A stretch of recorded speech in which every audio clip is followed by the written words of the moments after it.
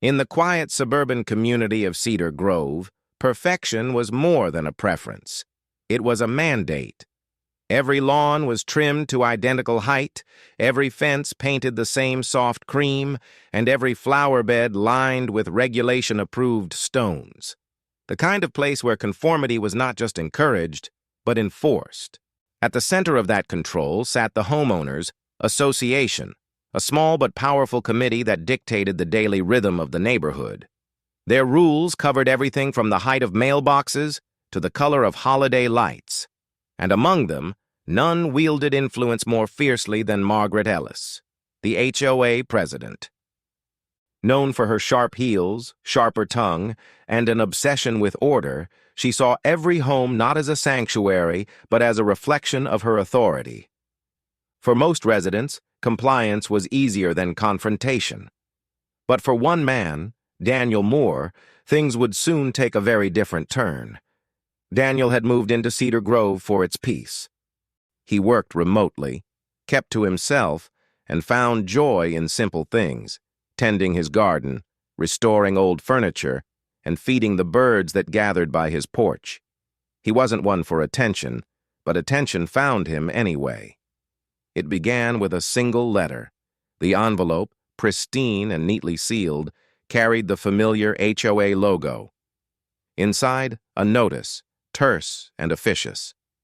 It claimed Daniel's mailbox was non-compliant due to its rustic wooden design, even though it had stood unchanged since he moved in years earlier. The letter demanded he replace it within 10 days or face escalating fines. He read it twice, puzzled. Around the neighborhood, he'd seen far more egregious violations: overgrown lawns, cracked driveways, unpainted shutters, yet none received such scrutiny. His mailbox, handcrafted and simple, wasn't hurting anyone. Still, Daniel tried to reason with them, submitting photos, referencing past approvals, even pointing out other mailboxes that didn't fit the supposed standard. But reason had no place in Cedar Grove's hierarchy. A week later came a second letter. This one wasn't a warning. It was a fine, $50, payable within 30 days. And beneath it, in small but cutting print, a final line: failure to comply will result in further action. For most homeowners, that would have been the end, another quiet surrender to bureaucratic power. But Daniel wasn't most homeowners. Something about the tone, the arrogance of it, stirred something in him. He wasn't angry exactly, more curious. If the HOA wanted to play by rules, then he would learn those rules better than they did. That night, Daniel began to read. He found the HOA's bylaws online, 67 pages of regulations, amendments, and vague clauses. What began as a simple search turned into fascination. He studied every paragraph, every footnote. He learned the language of authority, how phrases like reasonable discretion and subject to review could bend either way depending on who understood them best. What he discovered was startling. The HOA's own enforcement procedures were sloppy. Violations were issued without proper documentation. Fines were recorded inconsistently. And, most importantly, their entire approval process relied on an outdated design manual, one that hadn't been properly filed with the county for over a decade. In legal terms, much of what they enforced was built on sand. As days passed, Daniel began to notice patterns. Margaret's house, for instance, exceeded the fence height limit by 6 inches. Her driveway lighting wasn't the approved color temperature. Her front garden, though immaculate, included decorative elements explicitly banned under Section 14C. The irony was delicious, but Daniel didn't act immediately. He waited, observed, collected evidence. He took photos, timestamps, and copies of every notice he received. Each letter from the HOA, each fine, became another piece of the puzzle. He wanted not just to fight, but to win by their own standards. The third letter arrived a month later. This one was more aggressive, demanding immediate correction of multiple violations, most of which were either fabricated or misapplied. It was clear Margaret had made him a target, perhaps because he didn't attend the meetings, or because he didn't fawn over her authority like others did. Whatever the reason, it no longer mattered. Daniel had what he needed. By now, he had not only documented his compliance, but found over a dozen violations made by the HOA board members themselves. He cross-referenced every citation against the bylaws, marking inconsistencies in red. He even noticed how their enforcement committee was technically illegitimate.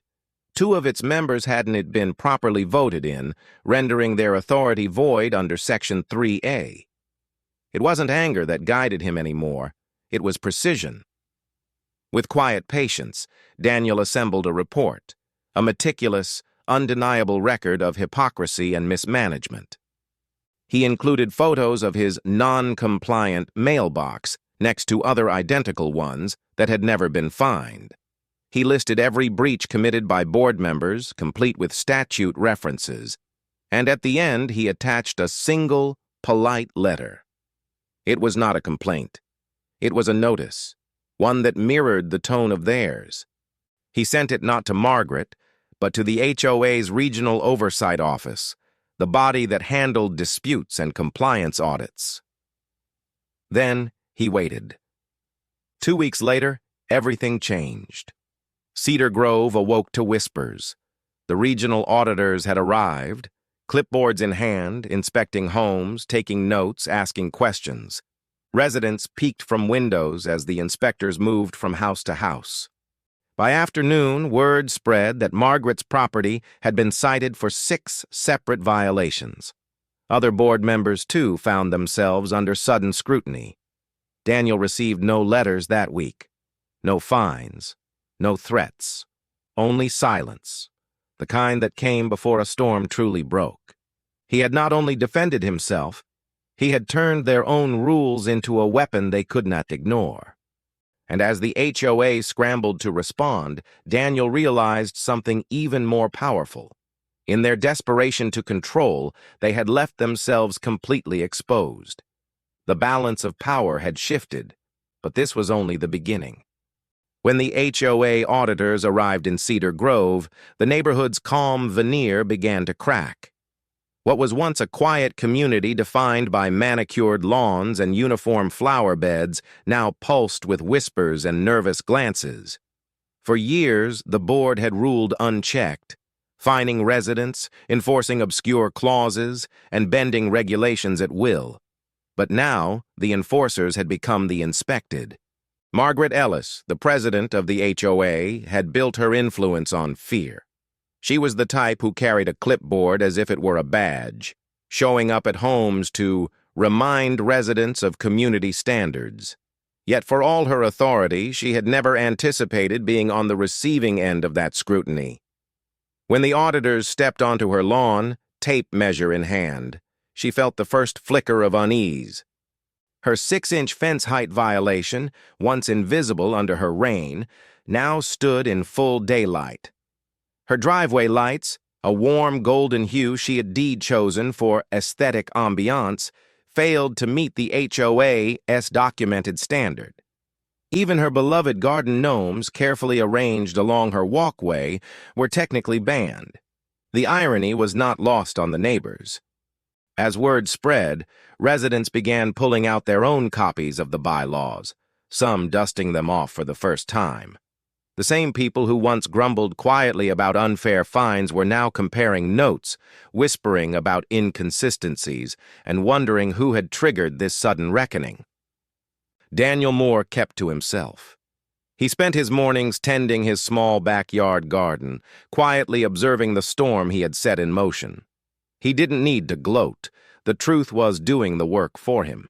Every audit, every exposed infraction, was a domino falling exactly as he had planned. But while the community was unraveling, Daniel was preparing for something larger. Through his research, he had uncovered a buried clause within the HOA charter, one that allowed any homeowner to petition for an emergency vote of leadership removal if evidence of board misconduct surfaced. Normally, such a move required majority consensus, but given the swelling discontent, that no longer seemed impossible. Still, he knew better than to move too fast. The HOA, despite its flaws, was a bureaucracy built to protect itself. Margaret and her allies would not go quietly. They would fight back, and likely try to make Daniel their scapegoat. That moment came sooner than expected. 3 days after the auditor's visit, Daniel received another envelope. This one bore a slightly different tone, less official, more personal. It accused him of interfering with HOA operations and disseminating false information. In short, they were trying to turn his meticulous reporting into an act of defiance. The letter demanded that he appear at the next board meeting to address allegations. It was a trap, of course, a public shaming designed to reassert control. But Daniel wasn't the same quiet resident they thought he was. He had spent weeks mastering their rules, understanding their weaknesses. And now, they were calling him into their own courtroom. One he understood better than they did. When the night of the meeting arrived, the community center was packed. Residents filled every chair, lining the walls, murmuring in anticipation. The HOA board sat at their long table, Margaret at the center, her posture rigid, but her expression tight. The meeting opened with formalities, but tension buzzed through the air. When Daniel's name was called, he rose calmly, carrying a small folder, the same one that had started everything. He didn't raise his voice. He didn't accuse. Instead, he laid out the facts, one by one, page by page. He read directly from the bylaws, citing every clause that had been violated, every procedural error, every act of selective enforcement. He showed how fines were inconsistently applied, how approvals were granted without quorum, and how records were improperly maintained. The audience listened in silence, not out of boredom, but awe. By the time he finished, the room had shifted. The board, once untouchable, now looked exposed, paper shields crumbling before documented truth. Margaret tried to speak, to redirect the narrative, but every word she uttered only deepened the cracks. Residents began whispering, not about Daniel's defiance, but about their own experiences. One mentioned a fine for a tree that wasn't actually on their property. Another recalled being charged twice for the same violation. The illusion of authority was breaking. By the meeting's end, a motion had been raised, not by Daniel, but by one of the homeowners who had once been silent. The motion called for an emergency review of the HOA board's conduct. The bylaws allowed it, and with a simple majority, it could force a temporary suspension of leadership. The vote was scheduled for the following week. That night, Margaret left the community hall without a word. The power she had wielded for years, unquestioned, absolute, had slipped through her fingers in less than an hour, and though she didn't yet know who had triggered the audit, she suspected. Meanwhile, Daniel sat on his porch, the cool night breeze brushing past him. He wasn't celebrating. Not yet. He understood what came next. The HOA would fight back. They would dig into his records, his property, anything they could find to discredit him. But unlike them, Daniel had nothing to hide. Every document on his property was clean, every rule followed to the letter. Still, this wasn't over, not by a long shot. As the lights across Cedar Grove flickered off one by one, Daniel looked out at the identical lawns, the identical homes, and the carefully crafted illusion of order. Beneath that perfection, a quiet revolution was beginning. And though he hadn't planned it at first, Daniel realized he had become something of a symbol, not just for himself, but for every homeowner who'd ever been pushed too far. By exposing the flaws in the system, he had done more than protect his own rights. He had shown others that power could be challenged, and even defeated, when truth was used as a weapon. But the board wasn't done, not yet. Behind closed doors, Margaret was already plotting her counterattack. She had allies in the county office, friends who owed her favors, and years of experience manipulating loopholes. Daniel had opened the game, but she was preparing her next move. And in Cedar Grove, every move came with a price. The calm that followed the board meeting was deceptive. For a few days, the neighborhood felt lighter, freer. Homeowners chatted on driveways, children played without nervous glances at passing patrol cars, and the air carried a quiet sense of rebellion. For the first time in years, residents of Cedar Grove felt they might actually have a say in their own community. But under that thin layer of hope, the HOA machine began to stir. Margaret Ellis had built her power on control, and losing it was never part of her plan. The morning after the meeting, she gathered her remaining allies, the treasurer, a real estate agent who benefited from inflated property values, and the secretary, a timid woman too frightened to defy her. Behind closed doors, they crafted a counter-strategy. Their goal was simple: to reassert authority and destroy Daniel's credibility. They knew they couldn't silence him outright. Not now, not with so many eyes on them. But they could paint him as a troublemaker, a man with ulterior motives. They could twist the narrative until the same neighbors cheering him turned suspicious. Within days, new community bulletins appeared on doorsteps. They were printed on official HOA letterhead, filled with vague warnings about misinformation, unverified claims, and attempts to disrupt neighborhood harmony. While Daniel wasn't named directly, the implication was clear. The campaign didn't stop there.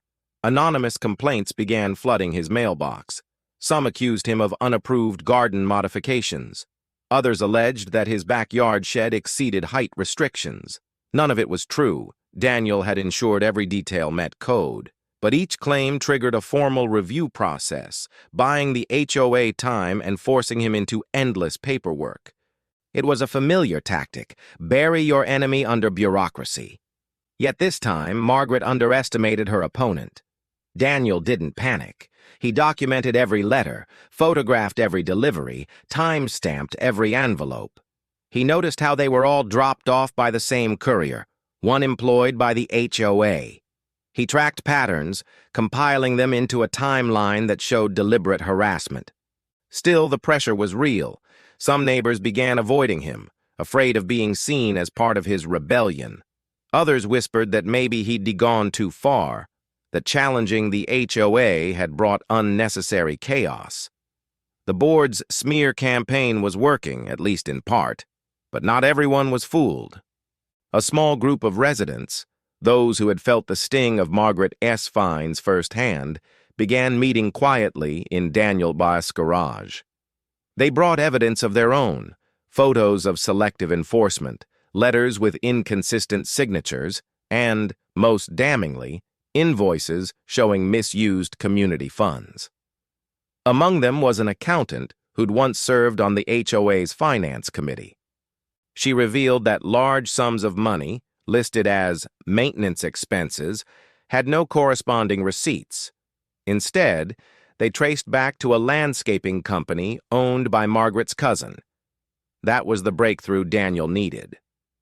Armed with documentation, he drafted a detailed complaint, not to the HOA, but directly to the County Housing Authority. It outlined financial misconduct, abuse of power, and ongoing harassment. It was a gamble, bypassing the board entirely, but he knew the system well enough to make it count. When the letter reached the county office, the response was swift. An external investigator was assigned to Cedar Grove. Within a week, unmarked vehicles began appearing near the clubhouse, and inspectors quietly reviewed records. Unlike the earlier audit, this one wasn't procedural. It was criminal. Word spread fast. By the end of the week, Cedar Grove buzzed with nervous energy. For years, residents had watched Margaret wield her authority without question. Now, the very rules she had enforced were being turned against her. Margaret tried to act composed, insisting everything was routine, but cracks began to show. At one board meeting, she snapped at a resident who asked about the audit. Another day, she was seen removing boxes from the clubhouse late at night, a futile attempt to hide what was already being uncovered. Daniel watched it all unfold from a distance. He wasn't gloating. He was focused. He knew people like Margaret. Cornered animals fight hardest when they feel the cage closing. And sure enough, her next move was desperate. Late one afternoon, Daniel came home to find a notice taped to his door. It wasn't a fine or a complaint this time. It was a cease and desist. The letter claimed he was engaging in defamation against a community official and warned of legal action if he continued spreading false claims. It was an empty threat. He had every document to back him up, but it showed how far she was willing to go. That night, rain swept through the neighborhood, washing the streets clean. Daniel sat by his window, watching reflections ripple across puddles. He thought about how it had started, a single unfair fine, and how it had grown into something much larger. He hadn't just challenged an HOA, he had challenged a system built on quiet submission. By morning, the storm had passed, but something in the air had shifted. Neighbors who once avoided him now stopped to talk. They shared their own stories, their own frustrations. The fear that had once held them captive was fading. Then came the call, not from the HOA, but from the county investigator. The financial audit had revealed significant discrepancies. Funds were missing, contracts were falsified, and several board members were implicated. An emergency community meeting was scheduled. Attendance was mandatory. As Daniel prepared his notes, he realized that this was it, the final confrontation. All the documentation, all the sleepless nights, all the cautious planning. It had led to this moment. For Margaret, it would be a reckoning. For Daniel, it would be vindication. But as the meeting approached, one question lingered in his mind. Even if he won, what would be left of Cedar Grove? The neighborhood had been built on order, but maybe, Daniel thought, a little chaos was the only path to freedom. He looked out at the identical homes once more, now cast in the pale light of dawn. The facade was cracking, and through it, truth was beginning to shine. The war wasn't over, but the balance had shifted. The morning of the emergency meeting arrived heavy with anticipation. A faint fog hung over Cedar Grove, curling around mailbox posts and hedgerows like the ghost of the neighborhood's former order. The streets, usually quiet and immaculate, buzzed with unease as residents made their way toward the clubhouse, a structure that once symbolized unity but now stood as a monument to corruption. By the time Daniel arrived, the parking lot was full. Neighbors who once avoided his gaze now greeted him with hesitant nods, their faces caught between gratitude and disbelief. They had come to witness what many had quietly hoped for, but never dared to expect: accountability. Inside, the room was packed wall to wall. The air was thick with murmurs and the low hum of tension. On the far end, the HOA board sat in their usual positions, but everything about their posture had changed. The once confident smiles were gone, replaced by the tight expressions of people who knew their authority was slipping through their fingers. At the center sat Margaret Ellis. Her once impeccable hair was slightly disheveled, her lips pressed into a thin line. Before her were neat stacks of paper, but her hands trembled as she straightened them. Every movement betrayed the strain of the past weeks, the audits, the accusations, the late-night calls with lawyers that had done little to stem the tide. The county investigator stood at the front of the room, a quiet, composed man with a folder in hand. He didn't need to raise his voice to command attention. The seal on his jacket, official and unflinching, spoke louder than any authority the HOA could claim. He began by outlining the purpose of the investigation: financial discrepancies, procedural violations, and the misuse of community funds. Every word landed like a hammer. The first revelation came swiftly. A landscaping contract worth tens of thousands of dollars, signed off without community approval, paid to a company owned by Margaret's cousin. The crowd murmured in disbelief. Another document showed maintenance payments made to a non-existent supplier. Dozens of line items, all carefully hidden behind vague descriptions, pointed to years of quiet embezzlement. For years, residents had trusted the HOA's claims of fiscal responsibility. They had accepted rising dues, believing the money went toward beautification projects and neighborhood upkeep. But now, the truth was laid bare. Their contributions had been siphoned into personal accounts, disguised under official paperwork. Margaret tried to speak, to deny, to deflect, but each attempt was silenced by evidence.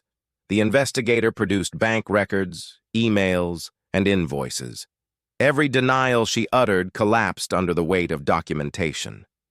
Daniel watched silently from the third row, his folder closed in his lap. He didn't need to intervene. The system was finally holding itself accountable.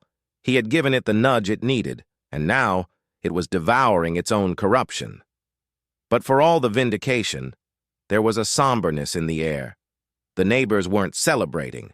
They were realizing how deeply they had been deceived, not just by Margaret, but by their own willingness to look away for so long. The illusion of control had felt comforting. Now it felt suffocating. As the investigator continued, the treasurer resigned on the spot, his face pale, hands shaking. The secretary followed shortly after, tearfully admitting she'd signed documents without reading them. Each resignation was another fracture in the board's foundation. Finally, when Margaret was asked if she wished to make a statement, she stood. Her voice, once sharp and commanding, now wavered. She accused Daniel of orchestrating a vendetta, of turning neighbors against her, of ruining what she called community harmony. But her words found no audience. The crowd, once fearful of her authority, now sat unmoved. The evidence had spoken. No amount of rhetoric could undo it. The investigator concluded the session with a simple declaration. The board was to be dissolved pending further legal review. Interim control would pass to a temporary committee of homeowners until new elections could be held.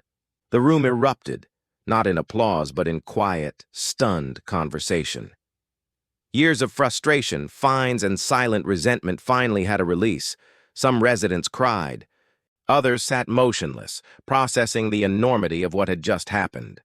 Margaret gathered her papers, but they no longer mattered.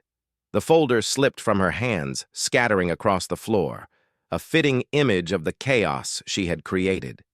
Without a word, she walked out of the clubhouse, her heels echoing against the tile, each step a retreat from power she would never hold again. Daniel remained seated long after the meeting ended. Neighbors approached him, some offering thanks, others apologies for doubting him. He accepted them quietly, humbly, knowing this victory was larger than him. Outside, the fog had lifted. The sun broke through the clouds, glinting off windshields and puddles left by the previous night's rain. The neighborhood looked the same as it always had, pristine lawns, trimmed hedges, identical mailboxes, but something intangible had shifted. The fear that once lingered like a shadow was gone. Over the following weeks, the community began to rebuild. A small committee of residents formed to review the bylaws, simplifying and clarifying them. For the first time, meetings were open and transparent. Homeowners voted on landscaping projects, discussed budgets, and even laughed, something unheard of under Margaret's reign. But beneath the newfound unity, Daniel remained cautious. Power, he knew, had a way of creeping back in, quiet, subtle, and seductive. Without vigilance, history could easily repeat itself. One evening, as he sat on his porch watching the sunset bleed across the sky, a thick envelope arrived in his mailbox. It bore the county seal, an official notice confirming the dissolution of the old board, and an acknowledgement of his role in exposing the misconduct. Attached was a letter stating that, due to the fines he had paid under the corrupt administration, the county would be issuing him a restitution payment. It wasn't a fortune, but it was justice, tangible and undeniable. Daniel smiled faintly as he folded the letter. It wasn't about the money. It was about proving that fairness could win, that ordinary people could stand up to authority and reshape the systems meant to govern them. Still, as he looked down the street, he couldn't outshake the feeling that something lingered beneath the surface. a reminder that every victory carried a cost. For now, though, Cedar Grove was free, and in that freedom, Daniel found peace. But he also knew peace never lasted forever. The weeks following the board's collapse were unlike anything Cedar Grove had ever experienced. For the first time in years, the community felt like it truly belonged to the people who lived there, not to a handful of self-appointed enforcers. The streets seemed brighter, the air lighter, and conversations once whispered behind closed doors now took place out in the open. Without the HOA's constant oversight, homeowners began rediscovering their individuality. Lawns no longer looked identical. Some grew flower gardens, others installed small fountains or added cozy seating areas. A few dared to paint their front doors bold colors, deep reds, calming blues, symbols of quiet rebellion against years of forced conformity. The old fear that any deviation would bring a fine or a warning had vanished. For the first time, Cedar Grove looked alive. Yet rebuilding order out of chaos wasn't simple. The temporary committee, a group of 7 volunteers elected after the board's dissolution, faced a monumental task. They needed to audit finances, rewrite regulations, and regain trust in the very idea of neighborhood governance. Every meeting was packed, not with angry complaints, but with cautious hope. Daniel attended them all. Though he never sought leadership, his voice carried weight. People listened when he spoke, not because of authority, but because of what he had endured. He insisted on one principle above all: transparency. Every decision, every expenditure, every rule would be visible to the community. No more closed-door sessions, no more hidden votes. The new committee adopted his vision. A digital dashboard was launched, allowing residents to see budgets, maintenance schedules, and upcoming projects in real time. For the first time, people knew where their money went, and more importantly, they had a say in how it was used. Slowly, the wounds began to heal. But not everyone welcomed the change. A few residents, accustomed to the old order, missed the rigid control. They believed the uniform lawns and strict codes had preserved property values, kept outsiders from disrupting their image of perfection. To them, the new freedom felt dangerous, unpredictable. Whispers resurfaced, small at first, but persistent. Some said the neighborhood would decline without strong leadership. Others muttered that Daniel's crusade had gone too far, that in tearing down corruption, he had also dismantled structure. Daniel heard the rumors, but he didn't respond. He understood that change was rarely clean. Order and chaos always danced together. Progress required discomfort. What mattered was the long view, a future where fairness replaced fear. One afternoon, while sorting through mail, Daniel found a letter addressed in unfamiliar handwriting. Inside was a note from a neighbor he barely knew, a single mother named Teresa, who had once been fined hundreds of dollars because her trash cans were visible from the street. She wrote simply to thank him. She told him how those fines had nearly pushed her out of the neighborhood, how she had felt powerless under Margaret's rule, and how, for the first time, she could now afford to stay. She ended with one sentence that stayed with him. "You reminded us that this place belongs to people, not paperwork." That night, Daniel sat on his porch, the letter resting on his lap, and realized something deeper.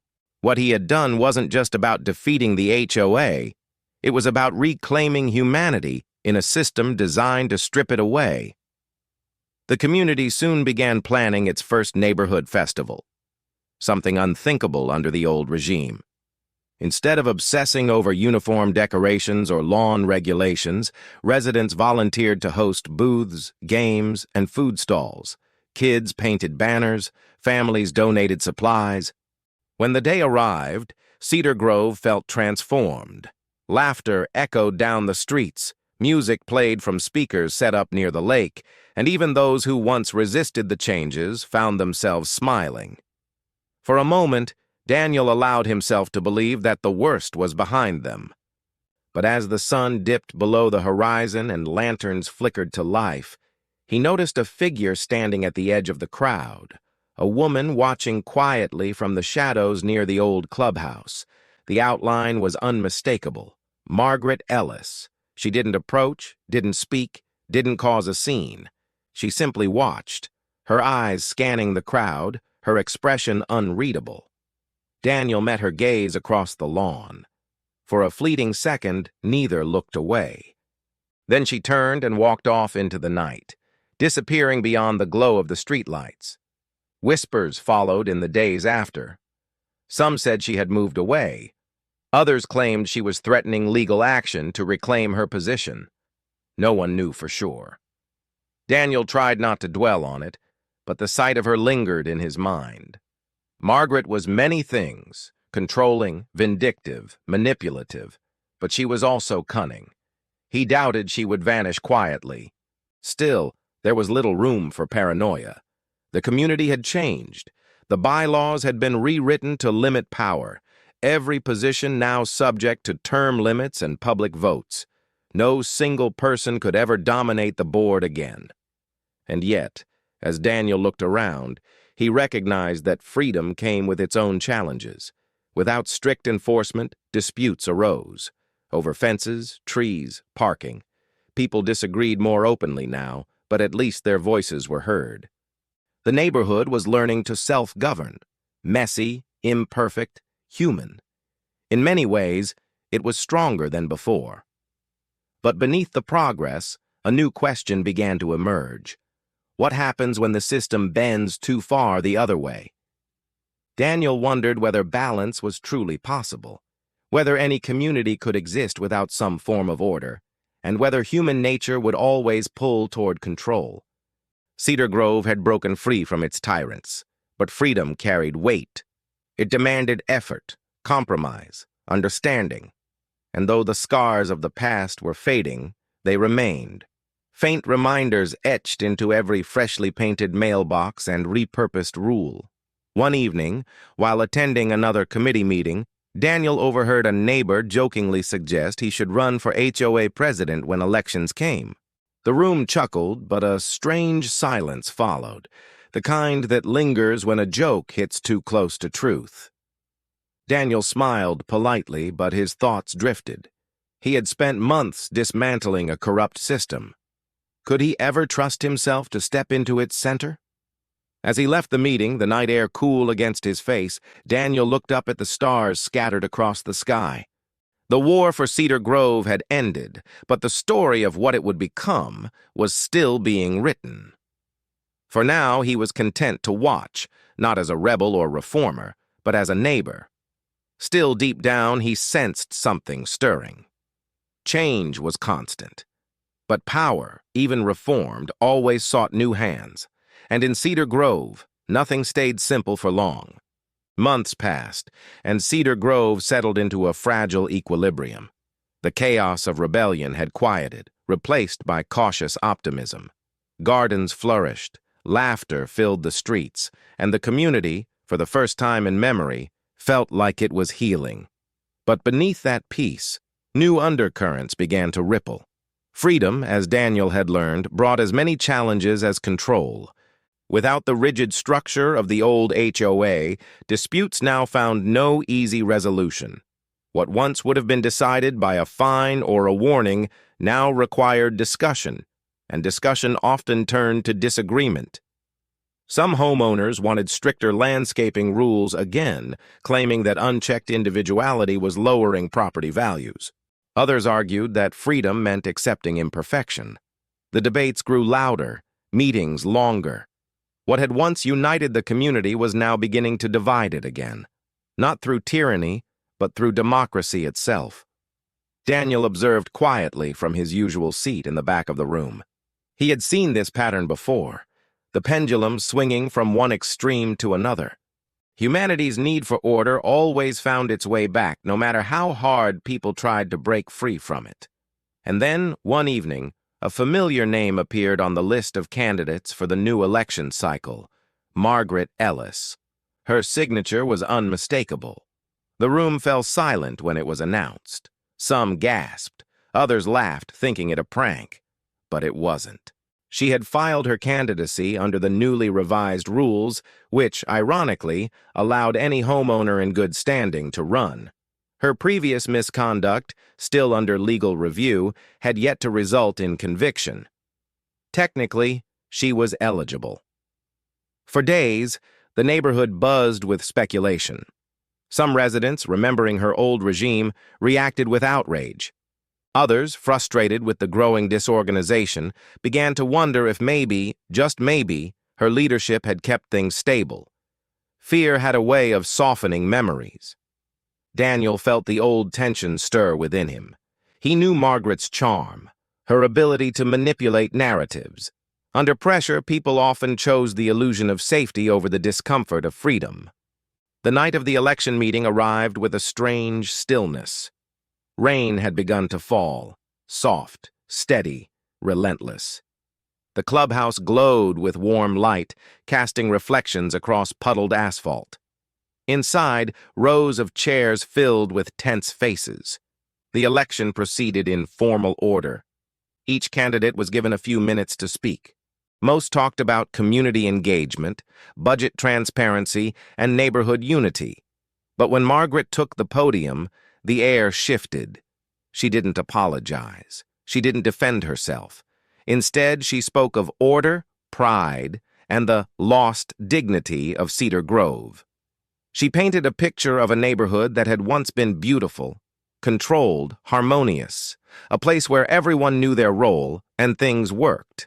It was rhetoric, manipulative and carefully crafted, but it resonated. People were tired of endless meetings, of bickering over mailbox colors and fence heights. They wanted peace again, even if it came at a price. Daniel watched the faces around him, saw doubt creeping in where conviction once stood. He realized that change wasn't a single victory. It was a constant battle against comfort, against the easy pull of nostalgia. When it was his turn to speak, Daniel didn't bring notes. He didn't lecture or accuse. He simply reminded them of what they had lived through. The fines for harmless choices, the fear of stepping out of line, the quiet humiliation of being ruled instead of represented. He spoke of the night the audit had exposed the lies and of how truth had set them free. His words were calm, steady, honest. When the votes were cast, the tension was unbearable. The results came in minutes later. Margaret lost, but narrowly, far too narrowly. The victory felt hollow, not because she had failed, but because she had almost succeeded. Daniel left the meeting in silence, stepping into the rain. The sound of it against the pavement was rhythmic, cleansing. He walked slowly, his thoughts heavy. He had learned something profound that night. Systems could be rewritten, but people, with all their fears, hopes, and contradictions, remained the same. Power always found new forms, and control always sought new faces. The cycle could be slowed, maybe even redirected, but never truly broken. Still, there was solace in knowing that truth had held, at least for now. Weeks later, Daniel received a letter from the county. The investigation into the old board had concluded. Margaret was officially barred from holding any HOA office again. The restitution payments to affected homeowners were finalized. Cedar Grove's books were now clear, its records transparent. The fight at last was over. On a quiet morning, Daniel stood by the lake at the edge of the neighborhood. The water rippled gently under the breeze, sunlight dancing across its surface. He remembered how it had all begun. A single unfair fine, a single moment of defiance. From that spark, an entire community had been forced to reckon with itself. Behind him, he could hear children playing, the sound of laughter carrying across the lawns. Somewhere nearby, a neighbor's wind chime sang softly in the wind. For the first time, Daniel felt true peace. Not the hollow stillness of enforced order, but the living, breathing calm that came from hard-earned balance. He knew Cedar Grove would change again someday. Another generation would rise with new leaders, new rules, new rebellions. That was the nature of community, ever-shifting, imperfect, human. But as he turned toward home, Daniel allowed himself a rare smile. He had outsmarted the HOA.